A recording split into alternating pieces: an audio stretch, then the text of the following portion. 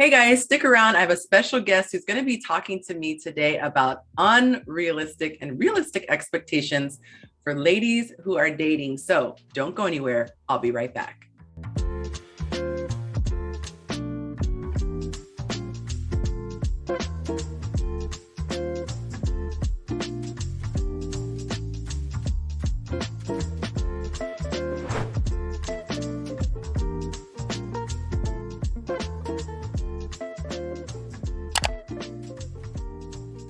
All right, so thank you for sticking around. My name is Yonci. Welcome to my channel, Chasing Yonci. On my channel, I talk about self-love, mental discipline, and relationships. And today we're going to be talking about relationships.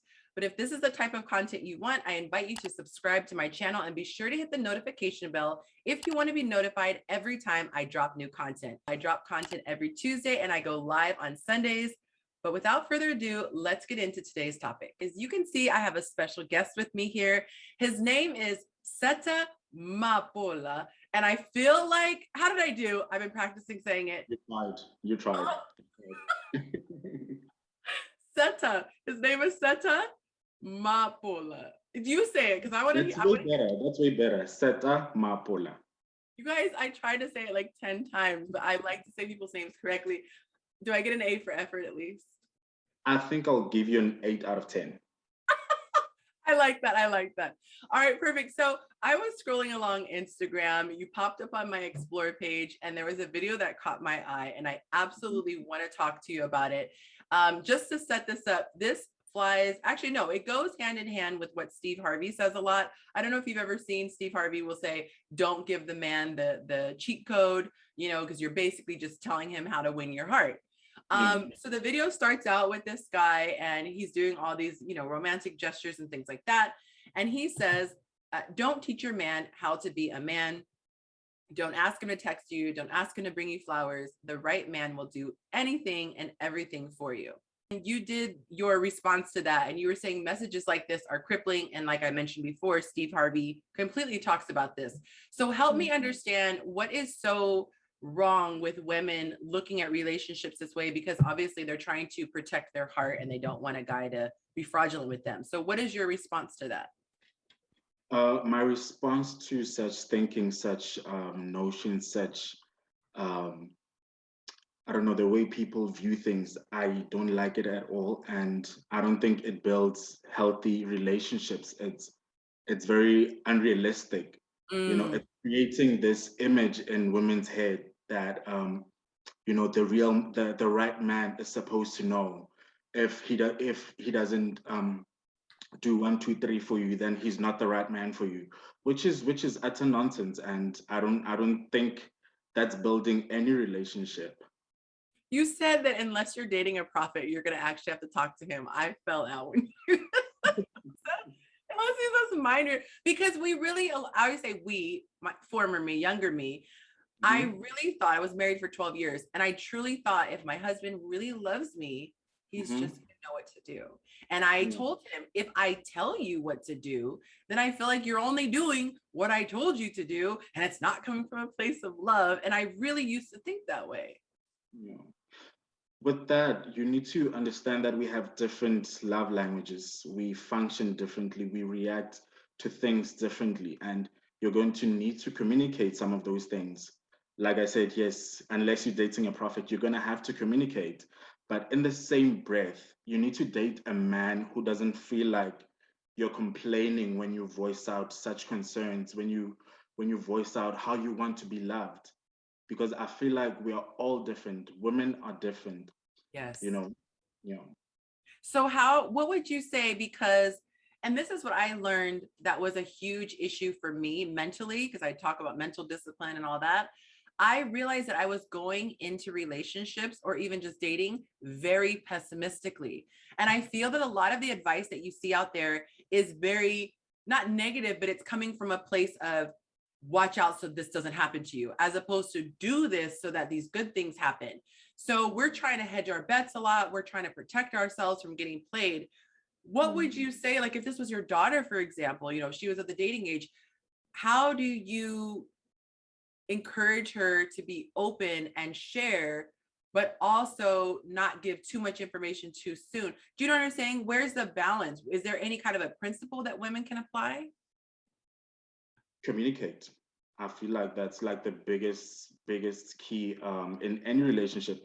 And Mhm. the irony is that women are often the ones who are like, communication is key.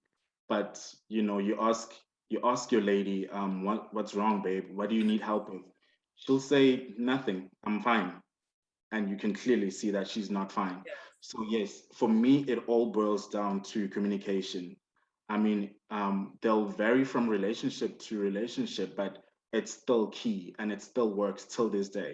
That's my Mhm. basic principle. Yeah. So what would you say with the guy? Okay, everyone's worst fear that this guy is just a manipulator and he's trying to get into your pants, which is, every lady's worst fear. How do you recommend that she avoids giving him too much information to kind of make her fall? Because women tend to be emotional. We tend to fall fast. Is there even a way to differentiate, or is that just kind of the rules of the game that you lose some, you win some? No, I don't think so. I feel like with regards to that, the dating phase needs to be looked at. I feel like we often skip that phase and we rush to other phases of the relationship, and that is like key for me. You need to know who you're dating, you know and the only way you're going to know that is to communicate, is to ask him those questions. You're going to need to ask the difficult questions. You're going to ask the hard to swallow questions, you understand? Yeah. And I think that for me, as someone who's now 41, I have such a different perspective. I think I've learned to trust my intuition a lot more as well. I think that when I was younger, and this is such a dirty word, but desperation, I felt like there was a lot of desperation in my dating. And that's why I would see certain red flags or just things that kind of gave me pause. And I would still move forward because I wanted it to be Mhm. correct. And I Mhm. think that if women go into something very open minded, and explaining how it is that they work, I think that for the right person, it's the winning solution. And even to go to what Steve Harvey was saying, as far as, well, you could be giving the man a cheat code. I think that if really women paid attention truly, they would see slips, Yeah. slip ups. They would Yeah. see little missteps where what he's saying is not consistent. He had an Mhm. opportunity to bring me here and he didn't. I think we don't rely enough on that. And I think we rely a lot, way more on words. And as you know, men can be very smooth talkers. We're very good. We're You know, very good at. Yeah. Yeah. I just think um that we have to be more conscious of the little things, but continue to be open, because the irony is that if we do shut down and we put up walls and we say, I'm not going to tell him because I don't want him to use anything against me, you've also blocked that great guy exactly. who is Exactly. willing to do it. Yeah. Yeah, 100%. Um, what you said is very, very important. There's a time for you to, um, like you mentioned now, you mentioned something about red flags. I feel like sometimes we overlook those things and you'll only realize them after the fallout, after the breakup. You're like, you know what? He lied to me, at this stage and he said this. You'll only realize them later. You didn't listen to your instinct. You didn't listen to that gut feeling that told you, something's not right here. It's so true. And I think that the rule of thumb people can use, because I would do this, if there was something, when you meet someone new, you tell your friends. I'm sure guys are the same way. Oh, I met this girl and she's amazing, whatever. Well, we do the same thing. And inevitably, there would be something that I didn't want to tell my friends. There would be one piece of information Wow. that I purposely withheld. And I feel Mm. like that's kind of the giveaway. If you are excited to talk about the new person, he's really cute, he's funny, whatever, blah, blah, blah, or she's really great, but you feel like, I don't want them to know this one thing, we should be defensive of our own self, protective of our own self in that way, where we say, that's not good enough for me. And I Yeah. think that the big issue with a lot of people is that there's a scarcity mindset, and I had to really work past that. If you're a person Mhm. of faith, you have to really believe that when the timing is right, you're going to meet your person, because 99% of your dating is going to end in not a relationship. I don't like to use the word failure, but if you think about it, you only end up with one person, if God willing, you don't get divorced. So Yes. people, I think, go into it looking like I'm going to go buy a lottery ticket. And every time I buy one, I think I'm going to win.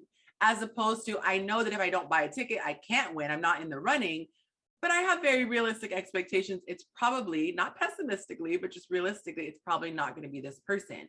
And then when you see those things early on, it's okay because you're like, cool, well, I got this ticket out of the way. There's still another ticket that's the winning ticket. Would you agree with that sentiment? Yes, definitely. Definitely, I agree with what you said now. I don't have a lot to add on it, but yeah, you made a good point. I appreciate that. Yeah, I really would like people watching this to avoid the pitfalls that I have made, because I've made plenty of them, maybe all of them. And I'm learning. It's just funny, the older we get, the more simple we realize life really is. I feel like we ourselves make it so much more complicated than it needs to be. But at the end of the day, I would just say, is that person making you feel good? And not to be confused with the person who says someone shouldn't make you happy. It's not about that. But are they adding to your happiness? Are they adding to your joy? Do you feel an overall sense of my life is a little richer with them in it? And if not, bye, Felicia. I think that's why I disagree with the idea of, your better half, or, someone who completes you, because that is like some of the things that, you see on TV shows, you see in the movies. They create this idea that, such and such a person is your better half, but why don't you be complete within yourself? Why don't you, Will Smith likes to say this, that the person that you're with is supposed to add on your happiness, or else you are being unfair to them because you are having unnecessary expectations, and you want them to be met. And Yes. it's draining the next person. It's, Yes, you should I completely agree. within yourself. Yeah. Yeah, I like to say I want my cup to be full, and then you can make it overflow. And then we drink Definitely. from the saucer. Who is that? Lisa, can't think of her last name. She's a major motivational speaker. Nichols, I want to say. I hope I'm not butchering her name, but she was saying when you have overflow, it's like the teacup sitting in the saucer, and then whatever's on the bottom, that's the reserve that you have to give other people, because you're so overflowing. You said, I have more than I need. And so you have to give out of that state. I appreciate you having this conversation, because I want to help people. And this is something that's new for me. I had an experience where I was talking to somebody and he was great, but I just felt like, I wish there was this.